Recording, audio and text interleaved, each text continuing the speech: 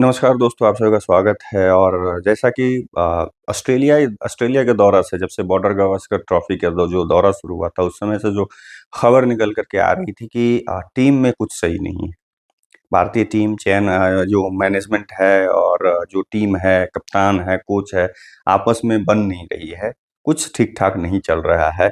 अब वो खुल कर के आ गया है कि बीसीसीआई में ठीक नहीं है, इन द सेंस कि मतलब कोच और मुख्य चयनकर्ता के बीच में सही संबंध नहीं है।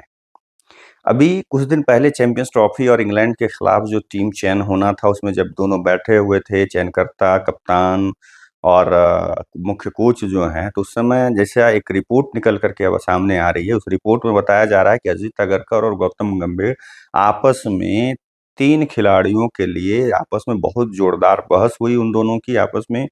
तीखी बहस हुई। इस रिपोर्ट में बताया जा रहा है कि मुख्य चयनकर्ता जो हैं अजीत अगरकर, वो जो चाह रहे थे कुछ और चाह रहे थे और गंभीर कुछ और चाह रहे थे।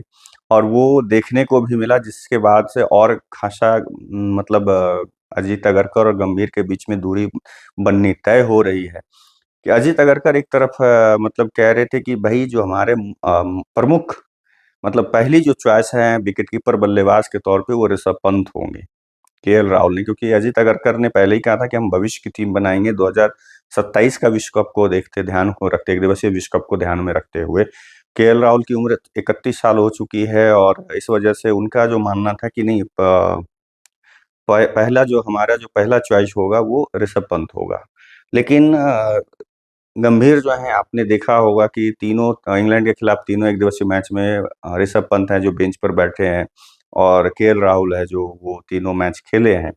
दूसरी तरफ जो है श्रेयस अय्यर को लेकर करके जो मुख्य चयनकर्ता हैं अजीत अगरकर, वो उन्हें 4 नंबर के लिए फिक्स मान रहे हैं। और उनका प्रदर्शन भी इंग्लैंड के खिलाफ देखिए कि उन्हें मौका मिला विराट कोहली के चोटिल होने के कारण, जिसके बाद जबकि अगर वो विराट कोहली चोटिल पहले मैच में नहीं होते तो उनको मौका भी नहीं मिलता, वो बेंच पर बैठे रह जाते।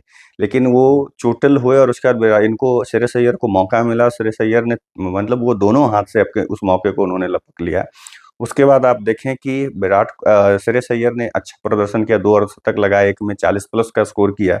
लेकिन उसके बाद क्या है कि भई आप उस पर भी गंभीर ने क्या कहा है कि अभी जो मिडल ऑर्डर है वो सेटल्ड नहीं है। हम राइट और लेफ्ट का जो कॉम्बिनेशन को देखते हुए मिडल ऑर्डर में बदलाव करते रहेंगे। इस तरह की उन्होंने बातें करी हैं, जिसके वजह से ये लगातार जो है रिपोर्ट इस तरह का आ रहा है कि मतलब दोनों में अनबन हो रहा है, पहले भी बैठक में हो चुका है। और अय्यर और ऋषभ पंत और केएल राहुल के लेकर करके इन लोगों में आपस में इस तरह की बयानबाजी हुई है। जिसमें जैसे देखिए कि बहुत सारे ऐसे फैसले दोनों के बीच में रहे हैं जो एक साथ नहीं हैं। सिलेक्शन मीटिंग में दोनों के बीच काफ़ी देर तक बहस भी हुई। कुछ खिलाड़ियों को चयन को लेकर के दोनों के बीच में काफ़ी चर्चा हुई, जिसमें से श्रेयस अय्यर के मध्यम क्रम का जो है वो अगरकर का मानना है कि वो खेलें, लेकिन ये कहते हैं कि किसी का बैटिंग क्रम तय नहीं है। जबकि 60.33 की औसत से श्रेयस अय्यर ने इंग्लैंड के खिलाफ अच्छा प्रदर्शन किया है। और उसी तरह से है क्या कि भई अजीत अगरकर ने चैंपियंस ट्रॉफी घोषणा करते हुए, जैसा मैंने बताया कि ऋषभ पंत को फर्स्ट चॉइस बताया था, लेकिन अब है कि गंभीर कह रहे हैं कि नहीं, केएल राहुल न फर्स्ट चॉइस रहेंगे। अब देखते हैं कि क्या होता है आगे, लेकिन टीम में इस तरह का और बीसीसीआई में इस तरह का होना भारतीय टीम के लिए, भविष्य के लिए ये अच्छे संकेत नहीं है। इस पर बीसीसीआई को ध्यान देने की ज़रूरत है, बीसीसीआई अध्यक्ष को ध्यान देने की ज़रूरत है। चलिए, आप लोगों का क्या मानना है कमेंट करके ज़रूर बताइएगा। तब तक के लिए आप लोगों से विदा लेता हूँ। नमस्कार।